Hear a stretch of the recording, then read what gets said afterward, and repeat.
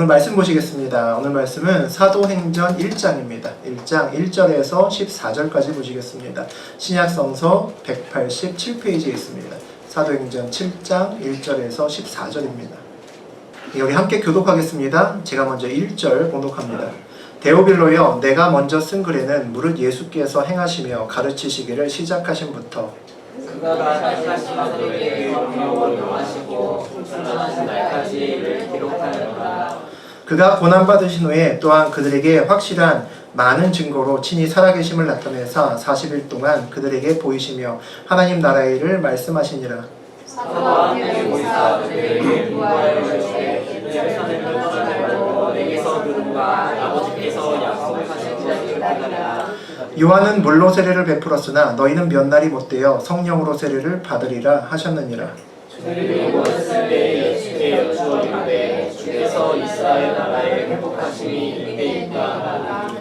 이르시되 때와 시기는 아버지께서 자기 권한에 두셨으니 너희가 알 바 아니요 오직 성령이 너희에게 임하시면 너희가 권능을 받고 예루살렘과 온 유대와 사마리아와 땅끝까지 이르러 내 증인이 되리라 하시니라.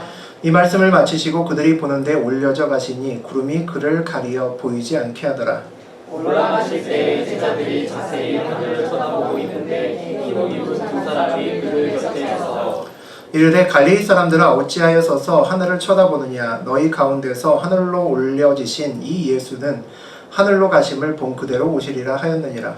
제자들이 감람원이라는 산으로부터 예루살렘으로 가보니 이 산은 예루살렘에서 가까워 안식일에 가기 알맞은 길이라. 들어가 그들이 요한은 다락방으로 올라가니 베드로, 요한, 야고보, 안드레와 필립, 도마와 바돌로메, 마테와 및 알페오의 아들 야고보, 셀롯의 시몬, 야고보의 아들 유다가 다 거기 있어 여자들과 예수의 어머니 마리아와 예수의 아우들과 더불어 마음을 같이하여 오로지 기도에 힘쓰더라. 하나님 말씀입니다. 아멘. 네, 우리 방금 전에 사도행전 1장 1절에서 14절까지를 함께 읽었습니다. 우리 그 내용 가지고 삶으로 증거해야 증인이 된다. 삶으로 증거해야 증인이 된다라는 제목으로 함께 은혜 나누겠습니다. 이제 주일날 오후에 이제 사도행전을 주로 다룰 예정입니다. 사도행전 1장부터 우리 쭉 진행하면서 사도행전의 말씀을 가지고 함께 은혜를 나누는 주일 오후를 시간을 갖겠습니다. 사도행전의 저자가 누구냐면 누가입니다. 누가가 사도행전을 썼습니다. 누가 하면 누가복음이 생각나시죠? 누가복음도 역시 누가가 썼습니다. 그래서 누가가 누가복음을 먼저 쓰고 그 이후에 연이어서 사도행전을 쓰게 됩니다. 사도행전은 전체적인 내용이 이런 이야기를 합니다. 구약 성경에 예정되어 있던 하나님의 구원 사건이 예수님의 죽음과 부활로 끝나는 것이 아니다라는 것을 이야기합니다. 그 복음은 전 세계의 땅끝까지 전해지고 선포해야 된다라고 말씀하는 거죠. 그래서 온 세상에 있는 아직 주님의 돌아오지 않은 백성들이 온전히 회복되고 하나님께 돌아와야 된다는 이야기를 사도행전이 하고 있습니다. 사도행전은 최초의 기독교가 시작된 예루살렘에서 시작을 합니다. 그리고 그 당시에 이방 세계의 심장부라고 알려져 있는 로마까지 선교가 어떻게, 복음이 어떻게 진행되는지를 보여주는 놀라운 책이 우리 사도행전이라고 보시면 됩니다. 당시에 완전히 시골이었던 예루살렘에서 온갖 문명과 그 문화의 상징적인 어떤 의미를 갖고 있는 로마까지 가는 여정, 복음의 여정이 사도행전이라고 보시면 되는 거죠. 우리 사도행전 1장의 1절을 보면 이런 내용이 나와 있습니다. 데오빌로여, 내가 먼저 쓴 글에는 물은 예수께서 행하시며 가르치시기를 시작하신부터.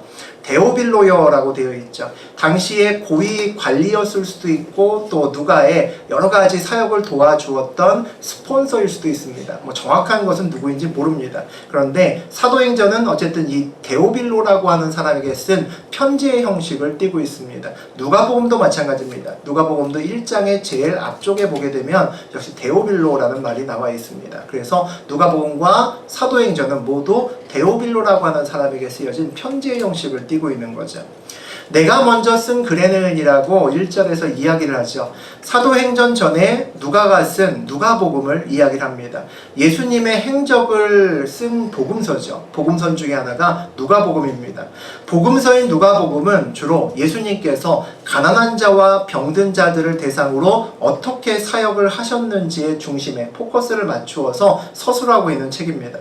사도행전의 시작에서 굳이 누가복음을 먼저 이야기하는 이유는 이 사도행전이 누가복음과 연결되어 있다는 거죠.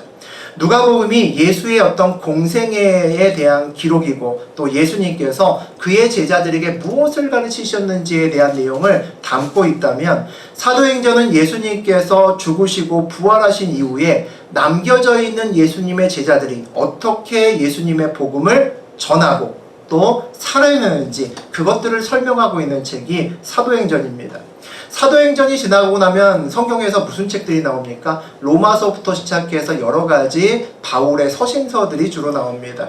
서신서들은 예수님의 말씀에 뿌리를 둔 교리서들이죠. 전부 다 예수님의 말씀을 기반으로 해서 어떻게 살아가야 되는 율법이나 교리에 해당되는 내용들이 나머지 책들입니다. 사도행전은 이와 같이 복음서와 서신서 가운데에 있습니다. 그 사이를 연결하는 책이라고 보시면 되죠. 그 책의 내용은 성령의 임재를 통한 복음의 전파의 내용들을 주로 담고 있습니다. 신약 성서의 가운데쯤에 있어서 복음서와 그리고 교리서를 연결하면서 균형을 잡아주는 책이 사도행전이라고 보시면 됩니다. 사도행전은 성령님의 강한 임재와 인도하심이 느껴지는 책입니다. 사도행전은 예수님이 승천하시고 나서 초대교회에서 성령이 어떻게 임재하시고 역사하시고 하나님의 구속사를 이루어 나가셨는지를 보여주는 그런 놀라운 책입니다. 살아있는 책이죠. 성령님의 임재를 느낄 수 있는 아주 소중한 책입니다. 예수께서 행하시며 가르치기를 시작하셨다라고 되어 있습니다. 누가복음에서 예수님의 공생애의 삶을 말하고 있다는 거죠. 예수님의 가르침을 시작하셨는데 행하시며 가르침을 시작하셨다라고 되어 있습니다. 예수님의 가르치심이 말이 아니라 먼저 행함에 있다라는 것을 이야기하는 겁니다. 가난하고 어려운 자들을 돌봐라 라고 예수님은 말로 이야기하고 끝내신 것이 아니라 친히 소외되고 어려운 자를 돕는 것으로 먼저 시작하시고 그리고 이와 같이 너희도 도우라라고 예수님은 말씀하셨습니다. 예수님의 가르치심은 그래서 행위와 능력에 있습니다. 그래서 우리에게 주어진 말씀도 말에서 끝나면 안 됩니다. 우리의 입술에서의 고백으로 머물러서는 안 된다는 거죠. 우리의 믿음과 복음은 삶의 능력으로 그리고 행동으로 나타나야만 되는 겁니다. 이것이 예수님께서 행하시며 가르치기를 시작하신 이유입니다. 예수님의 가르침의 원리이기도 한 거죠. 우리 2절 같이 보시겠습니다. 그가 택하신 사도들에게 성령으로 명하시고 승천하신 날까지를 기록하였노라. 승천하신 날까지의 일을 기록하였다라고 되어 있습니다. 누가복음에서 예수님이 행하시고 가르치심을 시작하는 내용으로 시작해서 예수님의 죽으심과 부활 그리고 하늘에 올라가시는 것까지 기록하고 있다는 이야기죠. 예수님의 삶과 죽음에 대한 것들을 모두 기록한 책이 누가복음이라는 겁니다. 그 다음의 이야기가 사도행전이라는 거죠. 그 죽음의 이야기, 그 이후의 이야기가 있다는 것은 예수께서 죽지 않고 다시 부활하셨기 때문입니다. 그리고 그 이후의 이야기, 예수님이 죽고 부활하신 그 후의 이야기를 써내려가는, 삶으로 써내려가는 그런 사람들이 있기 때문이죠. 그런 사람들이 누구냐면 그가 택하신 사도들입니다. 사도행전은 예수께서 친히 택하신 사도들에 대한 이야기입니다. 회사에서 사람을 뽑을 때 면접을 봅니다. 기준이 있죠. 신체 검사도 하고 성적도 보고 인상도 보고 학력도 보고 어학 능력도 보고 그리고 자격증들도 보죠. 좋은 회사일수록 훨씬 더 까다로운 기준을 제시를 합니다. 토익은 몇 점 이상해야 된다든지 굉장히 까다로운 어떤 능력 시험을 보죠. 많은 후보자 중에서 좀 더 좋은 스펙의 사람을 선발을 합니다. 예수님은 그렇게 사람을 선발하지 않으셨습니다. 면접도 없었고 예수님의 일방적인 선택에 의해서 각양각색의 사람들을 선택을 하십니다. 그 중에는 괜찮은 스펙의 사람들도 물론 있었습니다. 하지만 많은 사람들이 낮은 자리에 아무도 거들떠보지 않는 볼품없는 자리에 있던 사람들을 예수님께서 선택하셔서 그분의 택하신 사도로 삼으셨습니다. 그들은 모두 출신 성분과 상관없이 예수님이 십자가를 지실 때 모두 도망갔습니다. 모두 그들의 말로 그리고 행동으로 예수를 부인했죠. 하지만 끝까지 예수를 부인하지 않았습니다. 예수님께서 그들을 끝까지 부인하도록 그들의 삶의 자리를 그대로 두시지 않았기 때문입니다. 예수님은 결국 그들을 주님의 제자로 바꾸어 놓으셨습니다. 예수님의 제자는 태어나는 것이 아니라 역시 만들어지기 때문입니다. 큰 믿음을 가지고 태어나는 것이 아니라 찌질하고 겁 많고 우유부단했던 사람들이 예수님을 붙드시고 성령님이 끝까지 인도하심으로 강한 믿음의 사도로서 다시 태어나게 되었다는 거죠. 그들은 모두 성령으로 또 주님께로 훈련되었기 때문입니다. 역시 우리에게 굉장히 큰 힘이 되는 이야기죠. 성령으로 명하시고라고 되어 있습니다. 예수님의 삶은 성령님이 인도하시는 삶이었다는 거죠. 예수님께서 제자들을 가르치고 명하시는 그 모든 행위가 성령님의 동행하심, 인도하심 가운데에서 그런 일이 일어났다는 겁니다. 왜 저자는 사도행전을 말하기 전에 누가복음에 대해서 먼저 거론을 하는 걸까요? 누가복음을 이해하지 않고는 예수님의 행하심과 가르침, 그 삶을 이해하지 않고서는 주님의 말씀을 살아내는 이야기인 사도행전을 이해하기는 어렵기 때문입니다. 예수님과 함께 하시고 예수님을 인도하셨던 그 성령이 예수님의 제자들과 함께 한다는 것을 이해해야 된다는 겁니다. 누가복음에서 예수님과 함께 했던 그 동일한 성령이 오늘 우리가 함께 있는 이 사도행전에서 역시 동일한 성령님이 살아 숨쉬고 역사하신다는 거죠. 누가복음과 사도행전은 모두 성령으로 연결되어 있는 책이라는 겁니다. 우리 3절 같이 보시겠습니다. 그가 고난받으신 후에 또한 그들에게 확실한 많은 증거로 친히 살아계심을 나타내사 40일 동안 그들에게 보이시며 하나님 나라의 일을 말씀하시니라. 그가 고난받으신 후에라고 되어 있죠. 예수님은 우리가 아는 것처럼 굉장히 많은 고난을 받으셨습니다. 그 고난이 얼마나 컸는지 우리는 다 알고 있습니다. 그 고난의 마지막 결과는 십자가에서 못 박혀서 돌아가시는 거였죠. 십자가의 죽음으로 그 고난이 연결되었습니다. 그의 죽으심으로 우리는 우리의 죄 문제를 해결할 수 있는 길이 열린 거죠. 그의 죽으심으로 이제 더 이상 우리의 죄값으로 양을 잡을 필요도 없고 염소를 잡을 필요도 없습니다. 지성소를 막고 있는 휘장이 찢어졌고 우리는 아무런 대가 없이 예수의 피를 의지해서 하나님께 이렇게 나와서 예배드릴 수 있게 되었습니다. 그들에게 확실한 많은 증거로 친히 살아계심을 나타내사라고 되어 있습니다. 예수님의 고난 그리고 십자가의 죽음은 그냥 고난받고 죽음으로 끝나지 않았다는 겁니다. 그의 뒤편에는 예수님의 부활이 있었다는 거죠. 부활 후에 예수님께서는 40일 동안이나 많은 사람들에게 살아계심을 드러내셨다라고 되어 있습니다. 이것이 제자들에게 믿음과 신앙의 증거로 삼아주기 위해서 예수님이 하셨던 겁니다.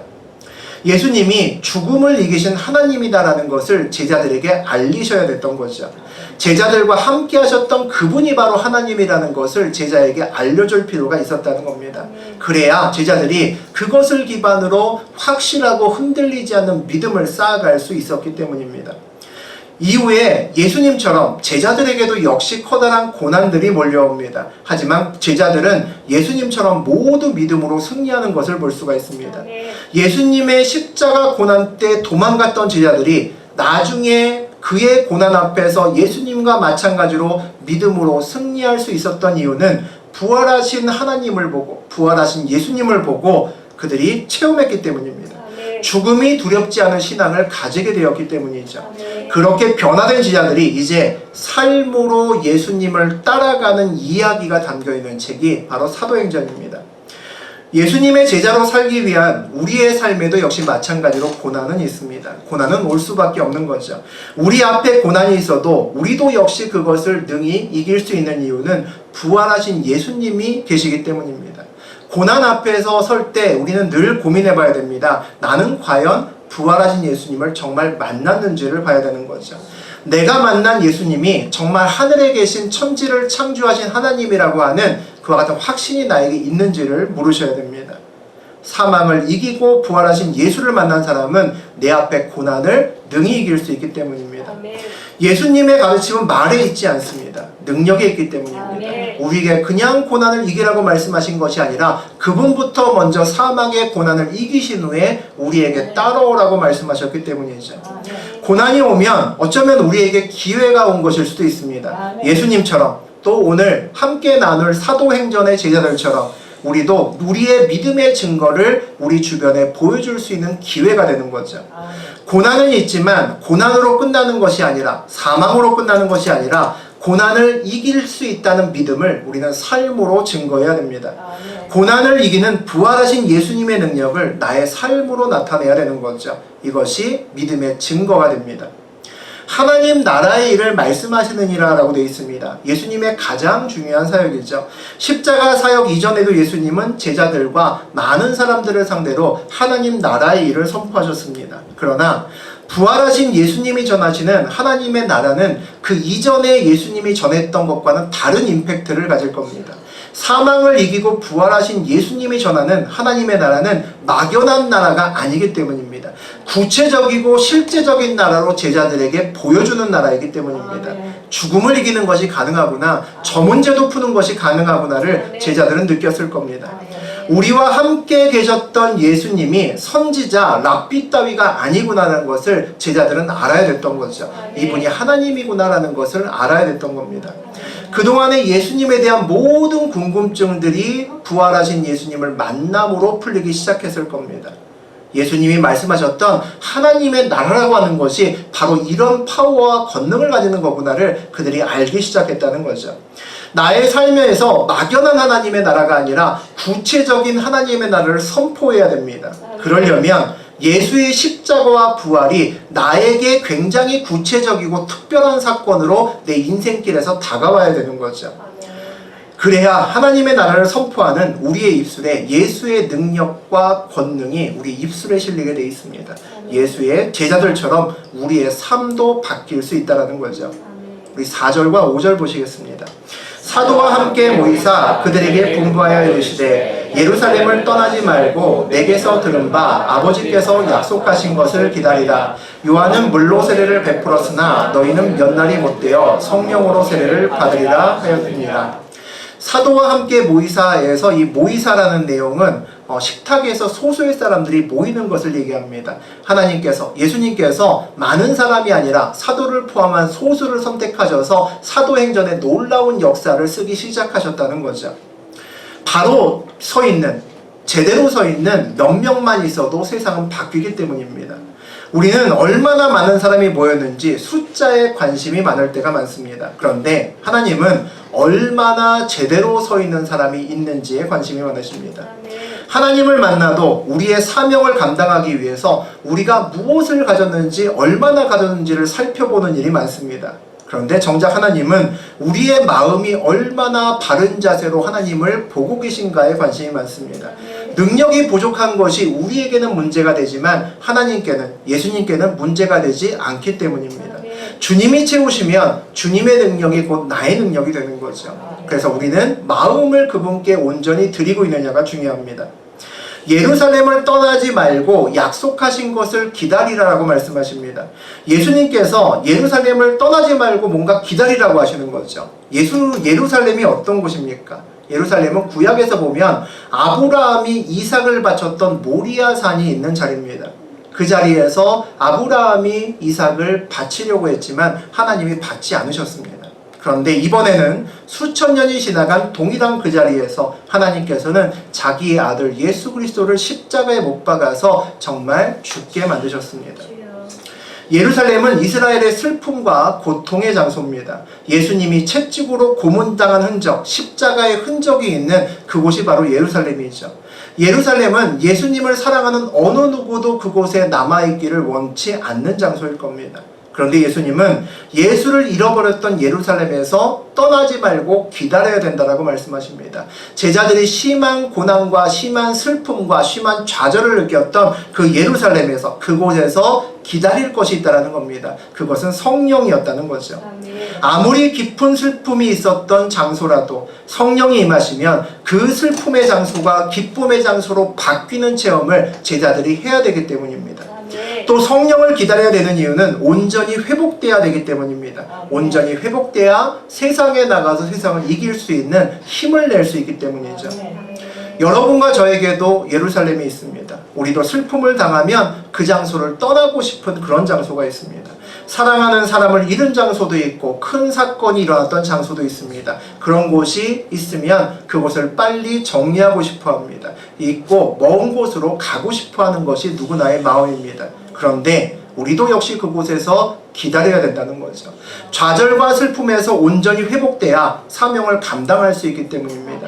그래서 우리들도 우리의 예루살렘에서 성령을 기다려야 됩니다. 그곳에서 온전히 회복돼서 그곳이 더 이상 슬픔의 장소가 아닐 때 그곳을 떠날 수 있어야 됩니다. 우리가 온전히 회복된 후에야 온전하게 사명을 감당할 수 있기 때문입니다.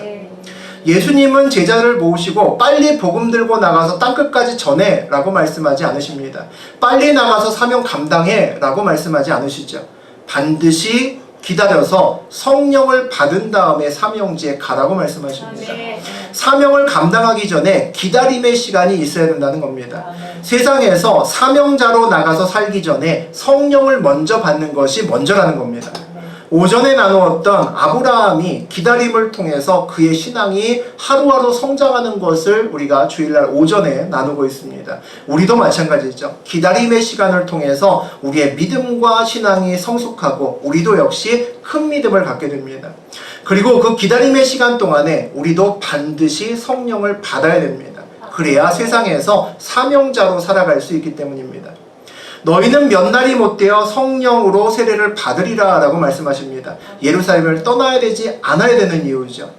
아무도 알지 못했고 경험하지 못했던 세계일 겁니다. 당시에 성령이 임한다는 것은 누구도 알지 못했던 일이죠. 구약에서 하나님의 영이 임했다는 기록을 여러 군데서 찾을 수 있습니다만 일시적인 것입니다. 그런데 신약에서의 성령 세례는 지속적이고 반복적인 것입니다. 차이가 나는 거죠. 성령님이 우리 안에서 임재하시고 살아계신다는 겁니다. 성령 세례를 이미 받은 사람은 이해하지만 경험이 없는 사람은 이해하기 어려운 일인 거죠. 성령으로 세례를 받으리라 라고 되어 있습니다. 성령은 내가 가지는 것이 아니라 받는다는 거죠. 노력해서 무엇을 얻는, 쟁취하는 것이 아니라 기다림을 통해서 수동태로 하나님께 주어지는 겁니다. 그것이 성령입니다.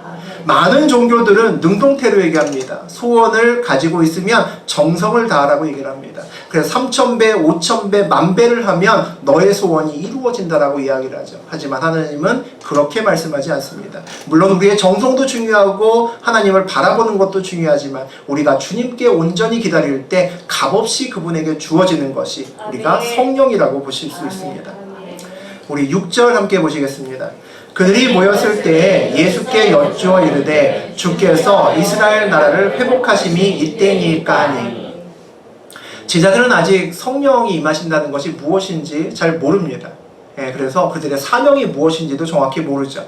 부활하신 예수님을 만나고 난 다음에 이제 좀 있으면 하늘로 올라가실 마지막 예수님과 대면하고 있는 그 상황에서 예수님께 물어봅니다. 이스라엘이 언제 로마의 식민지에서 벗어나겠습니까? 를 물어봅니다. 예수님은 하나님의 나라를 말하는데 아직 제자들은 이스라엘이 다윗왕 때의 나라처럼 굳건하게 서고 자기들도 그 자리에서 한 자리 하기를 원하는 것 같습니다. 제자들이 아직 하나님의 나라가 세상에서 하나님의 나라가 아니라 세상에서 살기 때문에 이와 같은 이야기를 하는 거죠. 우리도 교회에서, 성경에서, 설교에서 하나님의 나라를 많이 듣습니다. 들으면서 우리도 역시 아멘으로 화답하죠. 그런데 우리의 기도 제목들을 보면 언제 내 앞에 문제가 해결되는지 그것에 초점이 맞추어져 있는 경우가 많습니다. 이게 우리의 믿음의 현주소일 때가 많은 거죠. 우리 앞에 문제는 반드시 풀립니다. 그것을 통해 내 삶에서 역사하시는 하나님이 누구신지 하나님께서 우리에게 알려주실 겁니다. 그런데 우리의 모든 초점이 내 앞에 있는 문제에 맞추어서는 곤란하다는 거죠. 우리의 사명이 무엇인지에 초점이 맞추어지셔야 됩니다. 왜냐하면 내가 사명의 길을 걸으면 내 문제는 자연히 풀리는 것이 당연하기 때문입니다. 그럼 내 초점은 내 문제가 아니라 내가 걷는 길에 맞추어져 있는 것이 맞는 거죠. 우리 7절과 8절 보시겠습니다. 이르시되 때와 시기는 아버지께서 자기 권한에 두셨으니 너희가 알 바 아니요 오직 성령이 너희에게 임하시면 너희가 권능을 받고 예루살렘과 온 유대와 사마리아와 땅끝까지 이르러 내 증인이 되리라 하시니라. 때와 시기는 아버지께서 자기의 권한에 두셨으니 너희가 알 바 아니다 라고 잘라 말하십니다. 때와 시기에 관심이 많은 제자들에게 거기에 관심 끄라고 말씀하시는 겁니다. 문제 해결에 관심이 있는 제자들에게 문제를 보고 있는 그 눈을 들어서 다른 곳을 보라고 하시는 거죠. 이유는 그 문제 해결이 그곳에 있지 않고 다른 곳에 있기 때문입니다. 앞에 있는 그 문제는 실제로는 문제가 아니라는 거죠.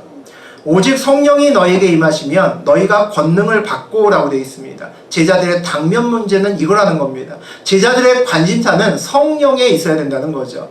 성령님을 기다려야 되는 이유는 권능을 받기 위해서입니다. 성령의 권능을 받으면 삶을 살아가는 우리의 자세가 뿌리까지 완전히 바뀌기 때문이죠. 내 삶을 바라보는 우리의 시각이 바뀌기 때문입니다. 문제 앞에서도 우리가 우리의 시선을 다른 곳으로 돌릴 수 있는 그런 사람이 됩니다. 세상에서 승리한다는 것이 무엇인지 알 수가 있다는 거죠. 예루살렘과 온 유대와 사마리아와 땅끝까지 이르러 라고 되어 있습니다. 슬픔과 좌절의 장소인 예루살렘에서 시작해서 땅끝까지 사명을 감당해야 된다는 겁니다. 온전한 회복으로 예루살렘을 떠나야 된다는 거죠. 그래야 땅끝까지 온전하게 회복시키고 변화시킬 수 있다는 겁니다. 내 증인이 되리라고 되어 있습니다. 이게 우리가 모두 가지고 있는 우리 사명의 본질이죠. 우리가 해야 될 것은 예수님의 증인되는 삶입니다. 우리가 만난 예수님을 삶으로 증거하는 것이 우리가 해야 될 일이죠. 예수님은 살아계시고 그분이 선포하신 하나님 나라와 천국이 진짜 있다는 것을 내 삶으로 전도하고 표현해야 되는 것이 우리의 삶입니다. 우리 앞에 문제를 해결하고 우리가 세상에서 승리하는 삶의 이유가 되는 것이 바로 이것입니다. 하나님의 나라와 천국이 있음을 예수님이 살아계심을 나의 삶에서 증거해야 되는 거죠. 8절은 어찌 보면 사도행전 전체를 요약하는 절이 될 수 있습니다. 성령의 임하심으로 시작해서 그 성령으로 인해 권능을 받은 제자들의 이야기가 사도행전이기 때문이죠. 그리고 사도행전의 이야기는 예루살렘에서 시작을 합니다. 그리고 유다와 사마리아로 이어지고 마지막 후반부에서는 이스라엘을 넘어서 이방으로 가서 예수님을 증거하는 사도들의 이야기가 나옵니다. 이 8절 하나가 사도행전 전체를 이야기하고 있는 거죠. 9절에서 11절을 보면 이런 내용이 나옵니다. 이 말씀을 마치고 예수님이 올라가십니다. 올라가시니까 그 주변에 있던 흰옷 입은 두 사람이 이야기를 합니다. 11절에 뭐라고 얘기를 하냐면 어찌하여 서서 하늘을 쳐다보느냐 너희 가운데서 하늘로 올려주신 이 예수는 하늘로 가심을 본 그대로 오시리라 하였느니라. 이렇게 얘기를 합니다. 어찌해서 하늘을 쳐다보고 멍 때리고 있느냐는 거죠.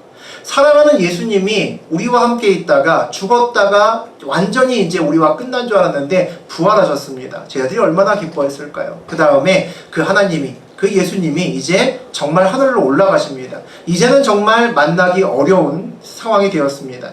예수님을 사랑했던 사람이라면 누구나 예수님의 마지막 가는 길을 쳐다보고 있을 거고 예수님이 구름 사이로 사라진 이후에도 눈을 떼기 어려웠을 겁니다. 계속해서 멍하니 바라보면서 울면서 하늘을 바라봐야 정상일 수 있다는 거죠. 근데 그렇게 하염없이 하늘을 바라볼 필요가 없다라고 말씀하십니다. 우리 유명한 속담 중에서 내일 지구가 멸망해도 오늘 한 그루의 사과나무를 심겠다라고 하는 유명한 철학자 스피노자의 얘기를 우리 전부 다 알고 있습니다. 여러분은 내일 지구가 멸망하면 사과나무를 심으실 계획이 있으십니까? 사과나무를 심는다는 건 뭘까요? 미래가 있다라는 겁니다. 미래를 위한 행동인 거죠. 지구가 망해도 오늘 사과나무를 심는다는 것은 소망을 잃지 않을 수 있다는 겁니다. 망하는 지구에 절망적인 현실에 나의 소망이 있지 않다는 거죠. 내일 지구가 망해도 오늘 사과나무를 심는 사람은 정상이 아닌 사람이 심겠죠. 또는 소망을 다른 곳에 둘 수 있는 사람은 오늘 사과나무를 심을 수 있습니다. 예수께서 하늘로 올라가셨음에도 아쉬움과 슬픔과 절망으로 멍 때리면서 하늘을 계속 바라볼 필요가 없는 이유는 제자들의 소망이 하늘로 올라가신 예수에게 있는 것이 아니라 다시 이 땅에 오실 예수에게 있기 때문입니다. 다시 오실 예수를 소망으로 기다리며 제자들은 그들이 할 일을 하면 되는 겁니다. 다시 오실 그분께 마음을 두면 오늘 우리는 미래를 위해서 일을 할 수 있다는 거죠. 오늘 그 일이 제자들에게는 예루살렘에서 성령을 기다리는 일입니다. 우리의 소망도 하늘에 올라가신 예수가 아니라 다시 오실 예수에 초점이 맞춰져 있어야 됩니다. 그러면 우리도 우리의 상황과 상관없이 우리도 오늘 망해도 내일을 위해서 사과나무를 심을 수 있습니다. 우리의 몸은 오늘을 살지만 우리의 마음은 다시 오실 예수와 함께 소망 가운데 내일을 살 수 있다는 거죠. 그래서 우리는 오늘을 살면서 우리의 시선은 내일 오실 주님을 향해서 초점을 맞출 수가 있습니다. 이것이 바로 우리의 현재 삶에서 예수를 증거하는 삶을 사는 겁니다. 말씀을 살아내는 것, 사명을 감당하는 사명자의 삶은 이렇게 사는 걸 얘기하는 거죠. 13절과 14절 보시겠습니다. 들어가 그들이 요한은 다락방으로 올라가니 베드로, 요한, 야고보, 안드레와 빌립, 도마와 바돌로메, 마테와 및 알페오의 아들 야고보, 셀롯인 시몬, 야고보의 아들 유다가 다 거기 있어 여자들과 예수의 어머니 마리아와 예수의 아우들과 더불어 마음을 같이하여 오로지 기도에 힘쓰더라. 제자들과 예수의 형제들 그리고 여자들은 예수님의 말에 순종해서 예루살렘의 다락방에서 성령님을 기다리고 있는 장면이 13절과 14절에 나와 있습니다.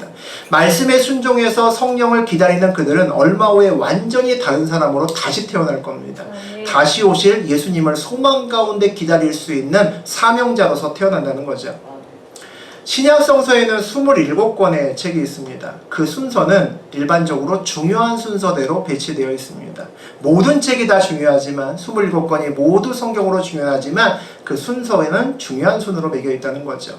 신약 성서의 순서는 복음서가 4개가 있습니다. 마태, 마가, 누가, 요한 네 복음서가 제일 앞에 있고 그리고 사도행전이 있고 로마서에서 요한계시록까지 22권의 서신서들로 이루어져 있습니다. 그 중에 가장 중요한 것은 복음서라는 겁니다. 복음서는 예수님의 생애에 대한, 삶에 대한 이야기이기 때문이죠. 그리고 사도행전이 다음에 있습니다. 예수님의 제자들과 성령님의 인도하심을 받아 복음을 증거하는 이야기가 사도행전입니다. 그리고 서신서는 아까 얘기했던 것처럼 교리에 대한 이야기입니다.